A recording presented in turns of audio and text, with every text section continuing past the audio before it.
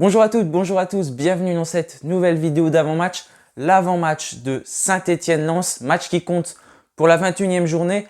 En réalité, pour nos Verts, ce n'est que la 20e journée puisque comme vous le savez tous, nous n'avons pas pu jouer la semaine dernière à cause de cas de Covid du côté d'Angers. On va donc enchaîner avec un nouveau match, le match qui va ouvrir cette deuxième partie de saison. Il reste 19 journées, on en a joué 19.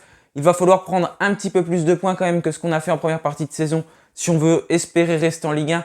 Sinon, ça va être très compliqué. Juste avant de commencer la vidéo, n'oubliez pas de vous abonner si vous ne l'êtes pas encore. Également d'activer la cloche pour ne rien rater et de liker la vidéo, bien sûr, si elle vous plaît.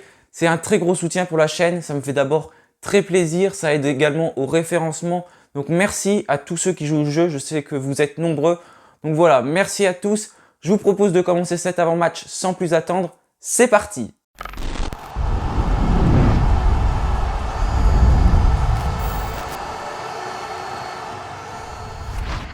Donc comme je l'ai dit, c'est un match qui sera crucial pour les Stéphanois si on veut espérer rester en Ligue 1. Comme tous les matchs d'ailleurs qui arrivent, notamment durant le mois de janvier. Mais en tout cas, malheureusement, ce match qui aurait dû être une fête à Geoffroy Guichard avec certainement pas mal de monde dans les tribunes, ce ne sera pas le cas car comme vous le savez, 5000 supporters seulement seront autorisés du côté de Geoffroy Guichard. Donc voilà, mais malgré tout, il va falloir gagner ce match. On n'a pas le droit à l'erreur.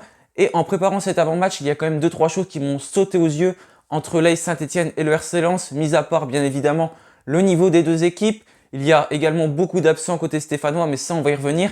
Et il y a également quelque chose d'autre qui m'a sauté aux yeux, c'est tout simplement que Lens a beaucoup plus de rythme que nous, il joue beaucoup plus.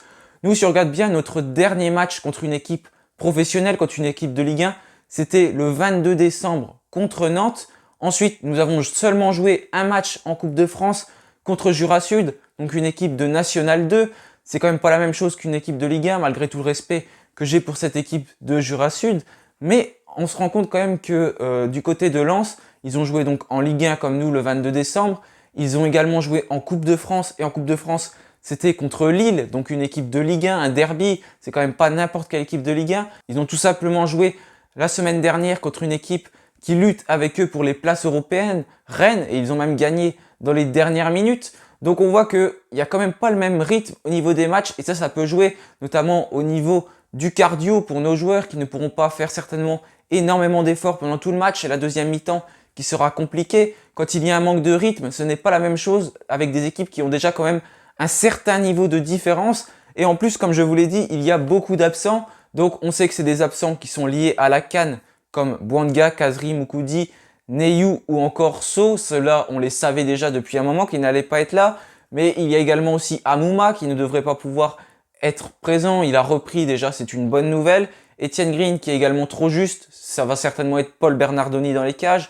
Et Niagnon qui est vraiment hors de forme. Je ne pense pas qu'il puisse jouer. On nous parlait d'ailleurs du mois de mars, avril. Donc ça mène très loin. Et c'est là qu'on peut se demander si vraiment Niagnon est un renfort utile. Et il y a des cas de Covid, il ne manquait plus que ça du côté de Saint-Étienne, des cas de Covid. On sait les joueurs qui sont touchés, donc il y a Sako, il y a également Kolo Djezak, il y a Masson également qui est évoqué, mais apparemment il n'aurait pas le Covid.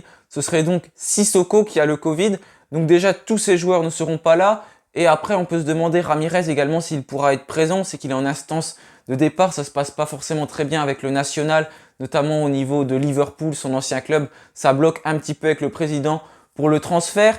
Donc énormément d'absents, une bonne grosse dizaine d'absents côté stéphanois, alors que côté lensois, il n'y a quasiment pas d'absents, seulement 2 joueurs à la CAN, Ganogo, Aïdara, et il y a également un autre joueur, Machado, touché au niveau du ménisque, mais tous ces joueurs-là n'avaient pas pour habitude vraiment de jouer côté lensois. On sait qu'ils ont également des joueurs très dangereux, je pense notamment à Fofana, Jonathan Klaus, voilà beaucoup de joueurs dangereux côté lensois, c'était une équipe qui a un gros collectif au-delà de ses individualités. Et c'est quand même une équipe qui est toujours très difficile à battre. Lens, au classement, cette équipe lensoise est 6e de Ligue 1.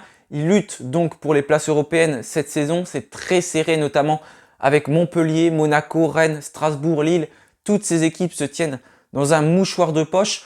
Donc Lens, c'est une équipe qui marque beaucoup. 34 buts inscrits depuis le début de la saison. 28 buts encaissés, mais c'est une équipe qui s'expose beaucoup, elle a beaucoup d'énergie, elle va beaucoup vers l'avant, elle a un très beau jeu cette équipe lensoise, je pense que vous le savez tous, mais vous verrez.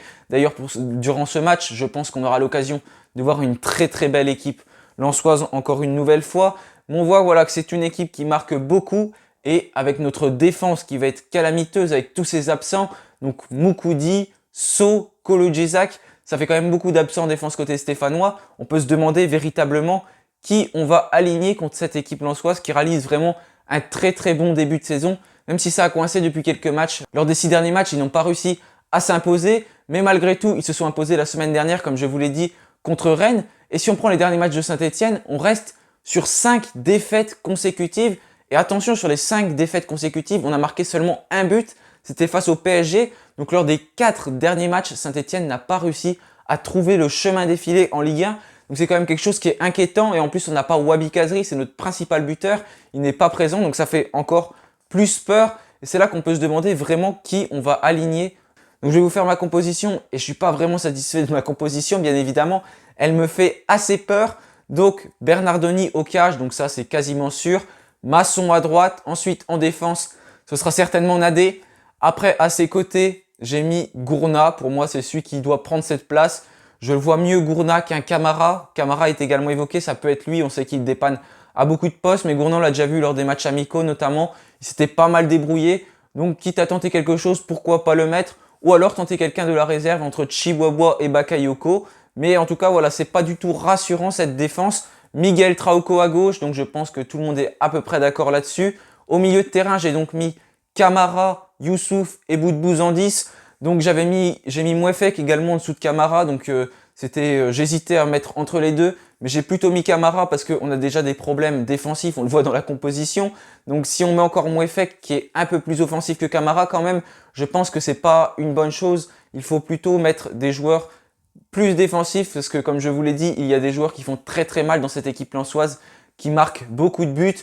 Donc Zaidou Youssouf à ses côtés et Riyad Boudbouz, donc je pense qu'il est indispensable dans ce poste de numéro 10. Et ensuite, au niveau de l'attaque, c'est pareil, ça fait assez peur. J'ai mis Nordin à gauche, Tube à droite. Donc si Tube est apte à démarrer, c'est pour ça que je l'ai mis à droite et que j'ai mis Nordin en dessous. Parce que si jamais Tube n'est pas disponible, Nordin à droite. Et ensuite, à gauche, si jamais du coup Nordin va à droite, il ne sera plus à gauche. Donc Adil Aouchiche. Donc voilà au niveau de ma composition. Et puis en attaque, Jean-Philippe Crasso, même si je préférerais voir Ramirez, mais je pense qu'il ne sera pas titulaire. Donc j'ai fait en fonction de qui je pense va jouer ce match. Donc on voit quand même que la composition, elle fait très très très peur. Et puis du coup, on va s'intéresser quand même aux adversaires principaux de Saint-Etienne, nos concurrents directs pour le maintien. Donc il y en a pas mal. Il y a déjà un trou de 4 points avec Metz et Lorient. Mais on sait qu'on a un match de retard, comme je vous l'ai dit, bien évidemment. Il y a Bordeaux qui a plus 5 points, 3 plus 5 points, Clermont plus 6. Et après, il y a quand même un sacré trou puisque Reims est à plus 12 points devant. Donc si on prend nos concurrents, quel adversaire ils vont affronter?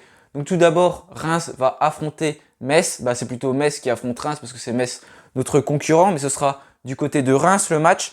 Ensuite, Lorient qui va affronter Angers. Rennes qui affrontera Bordeaux. Donc Bordeaux qui va affronter Rennes. Et Clermont qui va se déplacer du côté de Monaco. Donc pas forcément des matchs faciles non plus pour nos concurrents directs. Mais de toute façon, il ne faut plus s'appuyer sur eux forcément. Maintenant, il faut qu'on gagne des matchs. C'est quelque chose qui est impératif. Donc voilà, merci à tous d'avoir suivi cette vidéo d'avant-match. J'espère que l'AS Saint-Etienne va gagner. Victoire très très importante. Seulement 2 victoires lors de la première partie de saison. Il va falloir faire beaucoup mieux si on veut espérer rester en Ligue 1.